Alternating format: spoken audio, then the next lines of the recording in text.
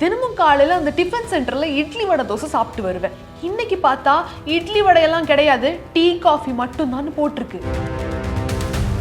ஹோட்டலில் 16 மெனு வச்சு ஒரு மீல்ஸ் ஒன்று போட்டுக்கிட்டு இருந்தாங்க. இப்போ பார்த்தா வெறும் சோறும் சாம்பாரும் தான் சொல்கிறாங்க.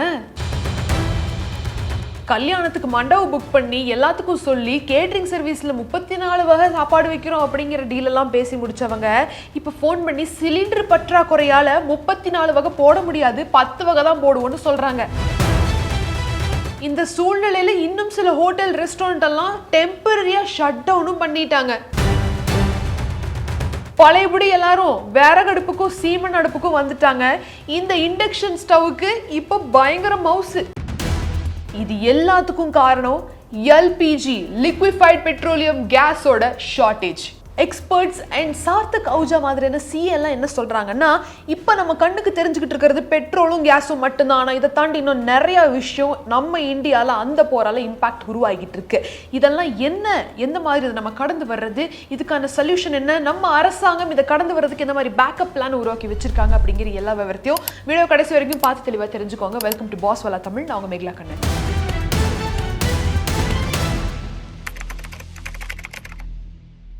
LPG லிக்விஃபைட் பெட்ரோலியம் கேஸ் நம்ம நாட்டோட ஒரு பிரைமரி குக்கிங் ஃபியூல் இன்னைக்கு இதுதான், இந்த LPG கேஸ் தான். இப்போ இந்த LPG கேஸுக்கான ஷார்டேஜ் எப்படி உருவாச்சு அப்படிங்கிறது நம்ம எல்லாத்துக்குமே தெரியும். ஈரான் இஸ்ரேல் போரால அங்கிருந்து நம்மளுக்கு வர வேண்டிய இறக்குமதி செய்ய வேண்டிய அந்த சிலிண்டர், அந்த LPG நம்மளுக்கு ஷார்டேஜ் ஆயிருக்கு. காரணம் அங்க ஸ்ட்ரெயிட் ஆஃப் ஹார்மஸ், அதாவது அந்த ஒரே ஒரு சீ ரூட்ல ஒரு சலசலப்பு. அங்கிருந்து வர வேண்டிய LPG டேங்க் கேரி பண்ணிட்டு வரக்கூடிய ஷிப்ஸ் எல்லாமே தேங்கி நிக்குது. இதுதான் ஒரு முக்கியமான காரணம். சரி, நம்ம எந்த அளவுக்கு இந்த LPG கேஸுக்காக வெளியே இருக்கிறவங்கள நம்பி இருக்கோம் அப்படிங்கிற ஒரு கணக்கை நீங்க கேட்டீங்கன்னா உங்களுக்கு புரியும் எந்த அளவுக்கு இம்பாக்ட் உருவாயிருக்கு அப்படிங்கிறது.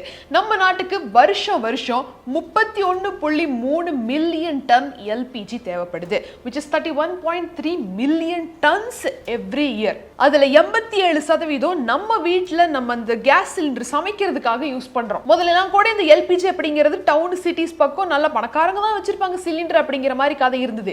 ஆனா எப்போ இந்த பிரதான் மந்திரி உஜ்வலா ஸ்கீம் எல்லாம் வெளியிட்டாங்களோ, ரூரல் ஏரியாஸ்ல இருக்கக்கூடிய ரொம்ப வில்லேஜ் ஏரியாஸ்ல இருக்கக்கூடிய மக்களுக்குமே வந்து சிலிண்டர் அவைலபிலிட்டி அதிகமாச்சு, ஆக்சஸ் கிடைச்சது. இப்போ பார்த்தோம்னா கம்ப்ளீட்டா எல்லாருமே சிலிண்டர் டிபெண்ட் பண்ணி தான் நம்ம வந்து இன்னைக்கும் சமைச்சு சாப்பிட்டுக்கிட்டு இருக்கிறோம் அப்படிங்கிற ஒரு நிலைமையில தான் எல்லாருமே இருக்கிறோம். அந்த ஆக்சஸ் கூட கிடைக்காதவங்க தான் இன்னைக்கும் விறகுல எல்லாம் சமைச்சு சாப்பிட்டுக்கிட்டு இருக்காங்க. இப்ப பார்த்தா எல்லாருமே விறகுக்கு வர வேண்டிய நிலைமையும் வந்தாச்சு. கடந்த 10 வருஷத்துல மட்டும் இந்த LPG சிலிண்டரோட யூசேஜும் தேவையும் அப்படியே டபுள் ஆயிருக்குன்னா பாருங்க. சோ இவ்வளவு தேவை இருக்கக்கூடிய இந்த LPGக்கு நம்ம எங்கிருந்து இறக்குமதி செய்யறோம், எவ்வளவு இறக்குமதி செய்யறோம் அப்படிங்கறத நீங்க தெரிஞ்சுக்கணும். ஆல்மோஸ்ட் 60% ஆஃப் நம்ம தேவை என்ன இருக்கோ அதை சவுதி அரேபியா, கத்தார், UAE இருந்து நம்ம இறக்குமதி செஞ்சுக்கிட்டு இருக்கோம். நல்லா கவனிச்சு பாருங்க. இந்த 3 கண்ட்ரீஸ்ல இருந்தும் வர வேண்டிய பொருட்கள், அந்த க்ரூட் ஆயில், LPG எதா இருந்தாலும் அதுதான் இப்ப அங்க தடை போட்டு நின்றுகிட்டு இருக்கு. இன்னும் கிளியரா சொல்லணும் அப்படின்னா, இந்த ஒரு ஷார்டேஜுக்கான டிஸ்ரப்ஷன் எங்க ஆரம்பிச்சது, ஸ்ட்ரெயிட் ஆஃப் ஹார்மஸ்ல 22 Indian blocked oil and gas tankers வந்து கிளியரன்ஸ்க்காக இன்னும் அங்க வெயிட் பண்ணிட்டு இருக்காங்க. அதெல்லாமே கிளியரன்ஸ் கிடைச்சு அந்த ஸ்ட்ரெயிட் ஆஃப் ஹார்மஸ்ல இருந்து சீரோட்டை தாண்டி நம்ம இந்தியாவுக்கு வர்றப்பதான் நம்மளுக்கு இங்க LPG ஷார்டேஜ் அப்படிங்கிறது ஒண்ணு ஒரு முடிவுக்கு வரும். அதனாலதான் நீங்க சிலிண்டர் புக் பண்றப்ப டக்குன்னு கிடைக்க மாட்டேங்குது, தடங்கல் ஆகுது, சர்வர் இஷ்யூன்னு வருது. அதே மாதிரி நான் ஃபோன் பண்ணி கேட்டாலும் அவங்க இப்ப கிடைக்காதுன்னு சொல்றாங்க. பிளாக்ல வேணும்னா 4000 ஒரு சிலிண்டர் விற்கிறாங்க அப்படிங்கிற எல்லா பிரச்சனையும் இந்த ஏஜென்சி எல்லாரும் பார்த்து அவங்க ஒரு கரெக்டான சப்ளையை வெளியிட்டு ஒரு பேக்கப்பை கிரியேட் பண்ணிட்டு இருக்கிற காரணத்தினால தான். சோ இந்த ஒரு இம்பாக்ட் வெறும் ஹவுஸ் ஹோல்ட்ல மட்டும் இல்லைங்க, கமர்ஷியல் லெவலையும் பெரிய அளவுல எல்லா ஹோட்டல்ஸ் ரெஸ்டாரண்ட்ஸும் அடி வாங்கியிருக்காங்க. எந்த மாதிரினா, federation of hotels and restaurant authority of India என்ன சொல்லியிருக்காங்க, சில ஹோட்டல்ஸ் அண்ட் ரெஸ்டாரண்ட்ஸ் கம்ப்ளீட்டா ஷட் டவுன் பண்ணுங்க கொஞ்ச நாளைக்கு. ஏன்னா ஃபர்ஸ்ட் பிரையாரிட்டியா ஹாஸ்பிட்டல்ஸுக்கும் கல்வி நிறுவனங்களுக்கும் தான் நீங்க சிலிண்டரை ஃபர்ஸ்ட் வழங்கணும் அப்படிங்கிறதையும் அவங்க டிசைட் பண்ணியிருக்காங்க, அதையும் இன்ஃபார்ம் பண்ணியிருக்காங்க. ஸோ உங்களுக்கு எடுத்த உடனே பிரையாரிட்டி பேசிஸ்ல ஹோட்டல்ஸுக்கு, அதுக்கப்புறம் ரெஸ்டாரண்ட்டுக்கெல்லாம் கிடைக்க மாட்டேங்குது சிலிண்டர். அதனால அவங்க மிகப்பெரிய பிசினஸ் லாஸ்லயும் போய்கிட்டு இருக்காங்க. சில ஹோட்டல்ஸ், சில டீ ஷாப்ஸ் எல்லாம் ஒரு நாளைக்கு ஒரு சிலிண்டர் தேவைப்பட்டாதான் அவங்களால அந்த ஒரு பிரேக்ஃபாஸ்ட் லஞ்சே கடக்க முடியும். அப்பேற்பட்டவங்க எல்லாம் இந்த ஒரு ஷார்டேஜ்ல கண்டிப்பா ஒர்க் பண்ண முடியாதுன்னு வந்து டெம்பரரியா க்ளோஸ் பண்ண ஆரம்பிச்சிட்டாங்க. அது மட்டும் இல்ல, இதுவே ஹாஸ்பிட்டல்ஸ்லயுமே ப்ராப்பரான ஆபரேஷனல் சப்ளைஸ்க்கும் சிலிண்டர் கண்டிப்பா அவசியம்னு சொல்லியிருக்கிறப்போ ஃபர்ஸ்ட் ப்ரையாரிட்டியா ஹாஸ்பிட்டல்ஸ் அதுக்கப்புறம் எஜுகேஷனல் இன்ஸ்டிடியூஷன்ஸ்க்கு கொடுத்துருக்காங்க. இதை விட இன்னொரு ஒரு இம்பாக்ட் என்னன்னு தெரியுமா? இதோட price hike. Cylinder domestic cylinder 60 ரூபாய் ஏற்றிருக்காங்க. அதே மாதிரி கமர்ஷியல் சிலிண்டர் 115 ரூபாய் வரைக்கும் ஏற்றிருக்காங்க. அண்ட் இதை விட ஜாஸ்தி ஆகும்னு இன்னும் நிறைய பேர் பயப்படுறாங்க. சிலிண்டர் கிடைக்காதவங்க பிளாக்ல 2000 3000 சொல்லிட்டு சிலிண்டர் வாங்கிட்டு இருக்கீங்க. இப்போ அதையும் தாண்டி இந்த ஒரு 15 டேஸ்ல புக் பண்ணிட்டு இருந்த அந்த ஒரு சிலிண்டர் இப்போ 21 டேஸ் 25 டேஸ்க்கு எக்ஸ்டெண்ட் வேற பண்ணியிருக்காங்க. ஸோ முடிஞ்ச அளவு எல்லார் வீட்லயும் அந்த எலக்ட்ரிக் இண்டக்ஷன் ஸ்டவ்வை வச்சுக்கிறது தான் ரொம்ப ரொம்ப நல்லது. இன்னும் நிறைய ஹோட்டல்ஸ்ல இந்த சீமன் அடுப்பெல்லாம் வச்சு யூஸ் பண்ண ஆரம்பிச்சிட்டாங்க. 4-5 எலக்ட்ரிக் அடுப்பை வச்சு ஒன்னா சமைக்க ஆரம்பிச்சிட்டாங்க.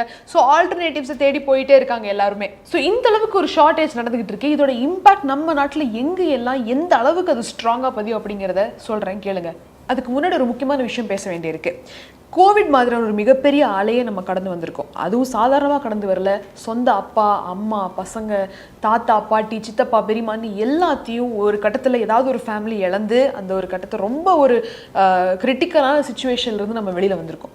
இப்போ நடந்துக்கிட்டு இருக்கிற அந்த ஒரு இதுவுமே எங்கே அந்த மாதிரி ஒரு லாக்டவுனோ இல்லை வேலை வாய்ப்பு போகிறதோ இல்லை வேலை வாய்ப்புகள் போகிறதோ இல்லை எதுவுமே ஒரு வசதிகள் கிடைக்காம சில பேர் ரொம்ப கஷ்டப்படுற மாதிரியான ஒரு இது வந்துருமோ அப்படின்னு எல்லாருமே பயந்துகிட்டு இருக்கிறோம். ஸோ அப்பேற்பட்ட ஒரு ஆலையை கடந்து வந்த நம்ம அதுக்கப்புறம் நிறைய பாடங்களை கற்றுக்கிட்டோம். என்னென்னு கற்றுக்கிட்டோம்? பணத்தை சேமித்து வைக்கணும், எமர்ஜென்சி ஃபண்டை ரெடி பண்ணி வைக்கணும், அதே மாதிரி கடன் வாங்கின இடத்துல எல்லாம் முடிஞ்ச அளவு நம்ம ஸ்டெப் பை ஸ்டெப்பாக இருக்கிற கடன் எல்லாம் தீர்த்துடணும். இன்ஃபேக்ட் நம்மளுக்கு ஏதாவது ஆயிடுச்சுன்னா நம்ம குடும்பம் கஷ்டப்படக்கூடாது அப்படிங்கிற ஒரு எல்லாத்தையுமே கற்றுக்கிட்டோம். ஆனால் உண்மையாலுமே நம்ம அதை இம்ப்ளிமெண்ட் பண்ணியிருக்கோமா? இம்ப்ளிமெண்ட் பண்ணுறதுனா என்ன? உங்கள் ஃபேமிலியோட ப்ரொடெக்ஷனை நீங்கள் பார்த்துக்க வேண்டிய ஒரு கடமையில் இருக்கீங்க. இப்போ உங்களுக்கு ஏதாவது ஆயிடுச்சு அப்படின்னா கூட உங்கள் ஃபேமிலி அந்த மாதிரி சுச்சுவேஷனில் நடுத்தெருக்கு போய் ரிலேட்டிவ்ஸ் கையை காலை பிடிச்சி காசு வாங்கி வாழ்க்கை நடத்துறதுக்கு அந்த ஒரு நிலைமைக்கு உங்கள் குடும்பத்தை நீங்கள் விடக்கூடாது. அந்த பொறுப்பு நம்ம கிட்ட இருக்கு. யாரெல்லாம் சம்பாதிச்சுக்கிட்டு குடும்பத்தை பார்த்துக்கிட்டு இருக்கோமோ அந்த பொறுப்பு நம்ம கிட்ட இருக்கு. அப்படி இருக்கிறப்ப நம்ம என்ன பண்ணணும்? ஃபர்ஸ்ட் அந்த ஃபேமிலிக்காக ஒரு டேர்ம் இன்சூரன்ஸை வாங்கணும். அந்த இடத்துல தான் நம்ம எல்லாருமே ஒரு மிகப்பெரிய தப்பை பண்றோம். டேர்ம் இன்சூரன்ஸ் எல்லாம் ஏமாத்து வேலை, எனக்கு எதுக்கு, நான் நல்லா தானே இருக்கு அப்படிங்கிற ஒரு பெரிய நம்பிக்கையில நம்ம இருந்துடுறோம்.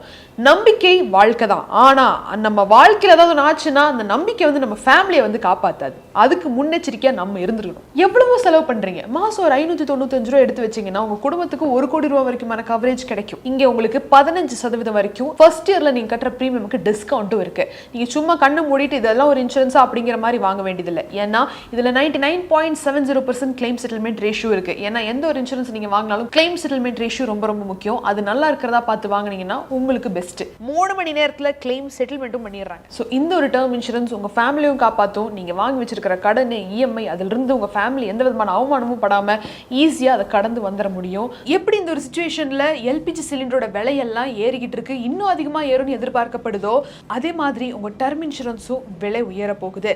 ஆனா ஆக்சிஸ் மேக்ஸ் லைஃப் டேர்ம் இன்சூரன்ஸோட ஃபயர் சேல் இந்த வருஷம் மார்ச் 15ஆம் தேதி ஆரம்பமாக போகுது.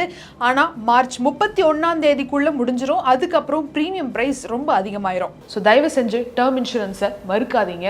இம்மீடியட்டா ஆக்ஷன் எடுங்க. டிஸ்கிரிப்ஷன்ல லிங்க் இருக்கு, செக் பண்ணி பாருங்க. ஸோ இப்போ ஏற்பட்ட ஒரு இம்பாக்ட்டுக்கு அரசாங்கம் எப்படி ரியாக்ட் பண்ணிட்டு இருக்காங்க, அவங்களோட பேக்கப் பிளான் என்ன அப்படிங்கிற ஒரு கேள்வி நம்ம எல்லாத்துக்குமே ஓடிக்கிட்டு இருக்கு. ஸோ அந்த கேள்விக்கான ஒரு பதில் தான் இந்த ஒரு particular law, essential commodities act 1955. Under this லா என்னென்ன மாதிரியான ஒரு விஷயங்கள் இருக்கு, அது எப்படி கவர்மெண்ட் இம்ப்ளிமெண்ட் பண்ண போகுது அப்படிங்கறத நான் உங்களுக்கு சொல்றேன் கேளுங்க. சோ இந்த ஒரு லா படி கண்ட்ரோல் ப்ரொடக்ஷன் அலோகேஷன்ஸ்னு ஒன்று இருக்கு. ஸோ இப்போ இந்த ஹவுஸ் ஹோல்டுக்கு எத்தனை கொடுக்கணும், இப்போ இன்கேஸ் நம்ம கிட்ட ஒரு 10 சிலிண்டர் இருக்குன்னா அந்த 10ல் முக்கியமாக யார் யாருக்கு எந்தெந்த அலோகேஷன்ஸை வந்து அலோகேட் பண்ணணும் அப்படிங்கிறது ஒன்று இந்த ரூலுக்கு அடியில் வருது. அதில் ஃபர்ஸ்ட் பாயிண்ட் வந்து பார்த்தீங்கன்னா house hold, CNG transportation vehicles, அதுக்கப்புறம் இந்த எல்பிஜி ப்ரொடக்ஷன் செக்டர், இது எல்லாமே வந்து 100% அலோகேஷன் இதுங்களுக்கு இருக்கு. அடுத்தது அந்த பிளான்ஸோட ஃபர்டிலைசர் செக்டர், இதுக்கு 70% சப்ளை இருக்கு. அட்லீஸ்ட் அந்த அக்ரிகல்ச்சர் கொஞ்சம் லைட்டாக ஸ்மூத்தாக போகணும் அப்படிங்கிறதுக்காக. அண்ட் இண்டஸ்ட்ரியல் செக்டர்னு வரப்போ கடந்த 6 மாசத்துல அவங்களோட யூசேஜ் என்ன இருந்ததோ அதில் 80% வந்து சப்ளை கொடுக்கலாம் அப்படின்னு இருக்கு. அண்ட் ஆயில் ரீஃபைனரிஸ்க்கு வந்து 65% சப்ளை கொடுக்கலாம் அப்படிங்கிற அந்த ஒரு அலோகேஷன்ஸ்ல தான் கவர்மெண்ட் இந்த ஒரு பேக்கப் எல்லாத்தையுமே பிளான் பண்ணிட்டு இருக்காங்க. அதையும் தாண்டி டொமஸ்டிக் எல்பிஜி ப்ரொடக்ஷனை வந்து ப்ரோமோட் பண்ண சொல்லி அரசாங்கம் மிகப்பெரிய எல்பிஜி மேனுஃபேக்சரிங் கம்பெனிஸான Indian Indian Oil Corporation, Bharat premium, இவங்க எல்லாத்துக்கிட்டையுமே இந்த ப்ரோபேன், பியூட்டேன் எல்லாத்தையும் பயன்படுத்தி பியூரா எல்பிஜியை மட்டுமே இப்போதைக்கு நீங்க கம்ப்ளீட்டா மேனுஃபேக்சர் பண்ணுங்க, அந்த சப்ளை அதிகமாக்குங்க அப்படின்னு சொல்லி ப்ரொடக்ஷனை உருவாக்குறதுக்கு அரசாங்கம் இந்த மாதிரியான கம்பெனிஸ் சொல்லி வச்சிருக்காங்க. அண்ட் அந்த ஒரு பரபரப்பா எல்லாருமே அட் அ டைம்ல சிலிண்டர் புக் பண்ணி ஸ்டாக் பண்ணி வச்சுக்கிறது அதெல்லாம் பண்ணக்கூடாது. ஒருத்தங்க அட் அ டைம்ல எல்லாத்தையும் புக் பண்ணி வீட்டில் வச்சுக்கிட்டாங்கன்னா ஜெயிலுக்கு போறதுக்கான அந்த ஒரு மெஷர்ஸுமே எடுத்துக்கிட்டு இருக்காங்க. அந்த மாதிரி பண்ணாதீங்கன்னு சொல்லி. அண்ட் ப்ராப்பர் ஈக்குவல் ஃபேர் டிஸ்ட்ரிபியூஷனுக்காக அந்த ஒரு எக்ஸ்டென்ஷனுமே நான் ஆல்ரெடி மென்ஷன் பண்ணியிருந்தேன். 15 நாளைக்கு ஒரு தடவை புக் பண்ணிக்கலான்றது 25 நாள் ஆக்கியிருக்காங்க. இது எல்லாத்தை விட இன்னொரு முக்கியமான பேக்கப் நம்ம இம்போர்ட்டர்ஸ். நம்ம முக்காவாசி சவுதி அரேபியா, கத்தார், யூஏல இருந்தா இம்போர்ட் பண்ணிட்டு வந்துட்டு இருந்தோம். அதையும் தாண்டி external other source of importers யார் அப்படின்னு பாக்குறப்போ ரஷ்யா இருக்காங்க, யுனைடெட் ஸ்டேட்ஸ் இருக்கு. ஸோ இவங்க கிட்ட இருந்தும் நம்ம முக்காவாசி இம்போர்ட் பண்றத வந்து அந்த ஒரு கண்டினியூஸ் ஃப்ளோ இருந்துகிட்டு இருந்ததுன்னா ஓரளவுக்கு மேனேஜ் பண்ணலாங்கிற மாதிரியான ஒரு இது இருக்கு. ஸோ யாரெல்லாம் நம்மளோட க்ரூட் ஆயில் இம்போர்ட்டர்ஸ் அப்படிங்கிறதையும் நீங்க தெரிஞ்சுக்கணும். ரஷ்யா 32.4% அவங்க மட்டுமே நம்மளுக்கு க்ரூட் ஆயில் சப்ளை பண்ணிட்டு இருக்காங்க. Iraq 17.6%, Saudi Arabia 13%, United Arab Emirates UAE வந்து 11%, யுனைடெட் ஸ்டேட்ஸ் வந்து 8% கிட்ட நம்மளுக்கு க்ரூட் ஆயில் சப்ளை பண்ணிட்டு இருக்காங்க. ஸோ இந்த ஒரு பேக்கப் பிளான் எல்லாமே அரசாங்கம் எடுத்து வச்சிருக்கு. ஸோ சொல்யூஷன் என்ன அப்படின்னு பார்த்தீங்கன்னா, முடிஞ்ச அளவு நீங்க உங்களோட ரீசோர்சஸ் எல்லாத்தையுமே ஸ்டோர் பண்ணி வச்சுக்கோங்க. ஃப்ரூட்ஸு, அதுக்கப்புறம் இந்த குக்கிங் வித்தவுட் ஃபயர்னு நிறைய விஷயம் நம்ம ஸ்கூல் டைமில் பண்ணியிருப்போம். அந்த மாதிரியான சில உணவகங்களை வந்து வாங்கி வீட்டில் ஸ்டோர் பண்ணி வச்சுக்கோங்க. At the same time electric stove இல்லைன்னா கண்டிப்பாக இப்போவே ஆர்டர் பண்ணி ஒரு எலக்ட்ரிக் இண்டக்ஷன் வந்து வாங்கிக்கோங்க. இன்னொன்று, இருக்கிற கேஸை பார்த்து யூஸ் பண்ணுங்க. கண்ணா பின்னான்னு செலவு பண்ணிட்டு அப்புறம் கேஸ் இல்லை, சாப்பிட்றதுக்கு எதுவும் இல்லைன்ற மாதிரி நம்ம வந்து இந்த டைமில் கொஞ்சம் ஜாக்கிரதையாக தான் இருந்தாகணும். அதை தான் இந்த ஒரு இதில் நான் சொல்லிக்க விரும்புகிறேன். அண்ட் மோர் ஓவர் இந்த ஒரு இதில் யாரும் பேனிக் ஆகி அதிகமாக பிளாக்ல கொடுத்து இல்லை அப்படி வாங்கி இப்படி வாங்கி வீட்டில் சிலிண்டர் ஸ்டோர் பண்ணி வைக்கிற வேலையெல்லாம் யாரும் பண்ணாதீங்க. உங்களுக்கு மாதிரி தான் இன்னும் நிறைய குடும்பங்கள் அந்த ஒரு சிலிண்டருக்காக காத்துக்கிட்டு இருக்காங்க ஒன்றும் இல்லாமல். ஸோ அந்த மாதிரி ஒரு ஃபேர் டிஸ்ட்ரிபியூஷனை நீங்களும் காப்பரேட் பண்ணாதான் அலோவ் பண்ண முடியும். ஸோ எந்த அளவுக்கு ஃபியூச்சரிஸ்டிக்காக யோசிக்கணும் அப்படிங்கிற தருணத்துக்கு நம்ம இப்போ ஆல்ரெடி வந்துட்டோம். கொரோனா ஃபேஸ் பண்ணிட்டு இப்போ இதெல்லாம் ஒன்றுமே இல்லைன்ற மாதிரி தான் இருக்கும். பட் ஆனால் அதை விட ஒரு மோசமான அலையை இது உருவாகவும் வாய்ப்பு இருக்கு. ஸோ ஜாக்கிரதையாக இருங்க, ப்ரிப்பேர்டாக இருங்க. ஸோ மீண்டும் ஒரு சுவாரஸ்யமான தெளிவான பகுதியில் உங்களை நான் வந்து சந்திக்கிறேன். Until then, it's Meghala Kannan signing off. நன்றி, வணக்கம். பிராண்ட் பார்ட்னர்ஷிப் மற்றும் அட்வர்டைசிங் என்கொயரிஸ்க்கு brand@bosswala.com என்ற இமெயில் ஐடிக்கோ அல்லது 9108014192 என்ற வாட்ஸ்அப் எண்ணை தொடர்பு கொள்ளலாம். Bosswala. Be the boss.